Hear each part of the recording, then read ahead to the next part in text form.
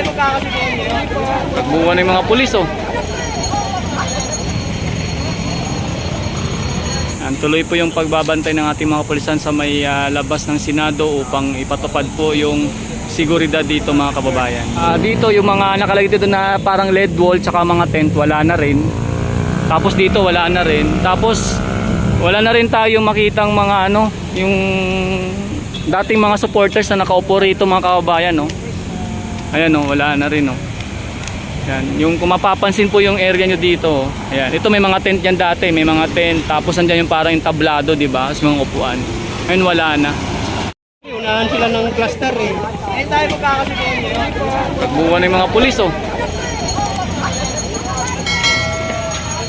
Saludo kami sa inyo. Saludo kami sa inyo. Ingat kayo. Wala na kaming kasama. Kaya pala nagtakbuhan mga kababayan oh. Parang nagpaunahan sa truck. Ayun.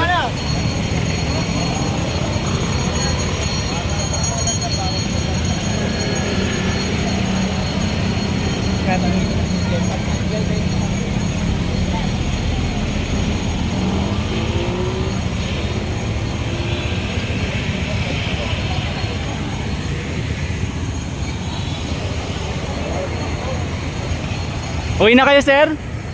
Uwi na mga kababayan. Balik pa ng kampo. Okay sir, thank you sir. Sinayo muna ng ano. So, tapos pahinga. May agad papalitan, ipapalit sila eh. Parang ano, salitan, relyebo.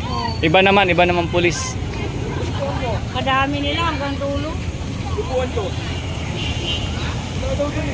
So ayan po mga kababayan ko yung ganap dito sa may labas ng Senado kung inyo pong narinig. So parang palitan ng relyebo lang no. Ang nakita po natin nagkatakbuhan, yun po ay parang nagpaunahan lang doon sa may ano sa pagsakay sa kanilang pinaka-service na ano na truck. So kung mapapansin po natin sa may dulo mismo sa may harap ng mismong labas ng Senado, ayan po. Andiyan pa rin po yung ating mga kapulisan. Ayan po sila oh.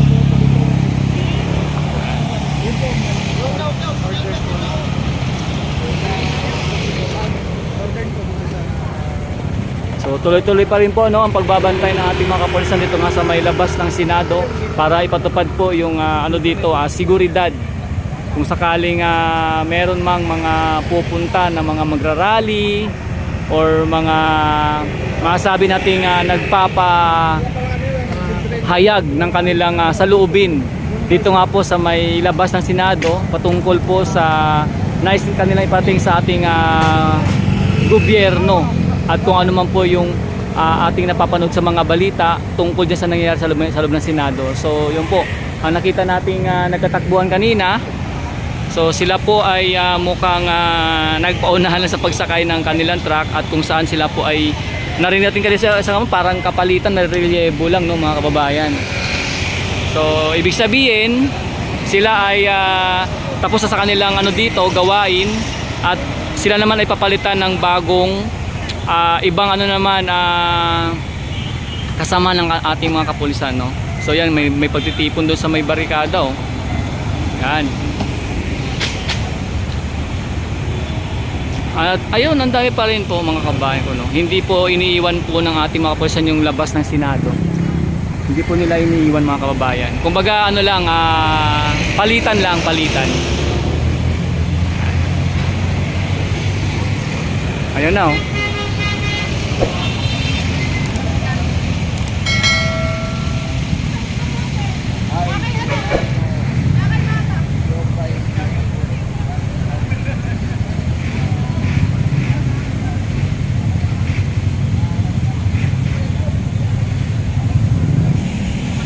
So yan po mga kababayan yung ating update dito sa may labas ng Senado. Kung saan tuloy-tuloy lang po nating ipakita yung bawat kaganapan dito. Punta natin yung sa may ano, ayun no, yung sa may barikada natin.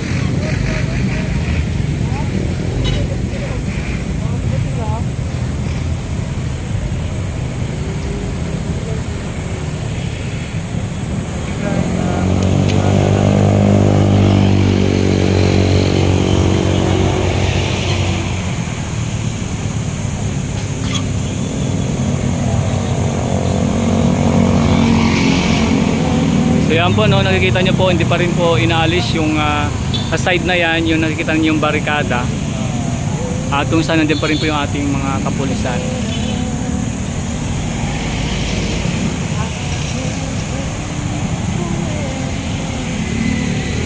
Lapit po tayo para mas makita po natin yung nagaganap doon.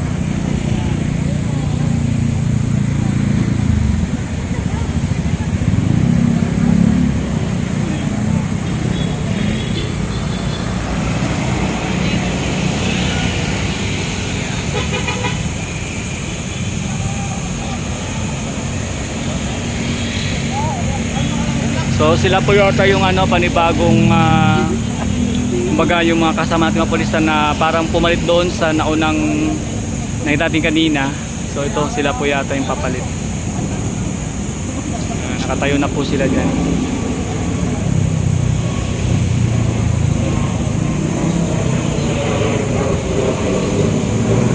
Andito mapapansin nyo, dyan pa rin po yung mga barikada mga kababayan.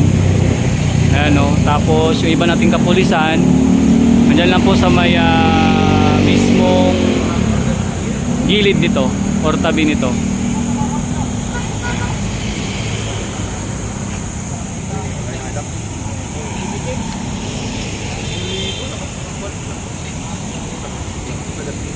Tuloy po yung pagbabantay ng ating mga kapulisan sa may labas ng Senado upang ipatupad po yung seguridad dito mga kababayan. So yan po yung ating dito update mga kababayan, no, sa may labas ng Senado kung saan dito yung mga nakalagay dito na parang LED wall tsaka mga tent wala na rin. Tapos dito wala na rin. Tapos wala na rin tayong makitang mga yung dating mga supporters na nakaupo rito mga kababayan, no. Ayan, no, wala na rin, no. Yan, yung kung mapapansin po yung area nyo dito, ayan, ito may mga tent yan dati, may mga tent, tapos andyan yung parang yung tablado, di ba? Sa mga upuan. Ayun, wala na.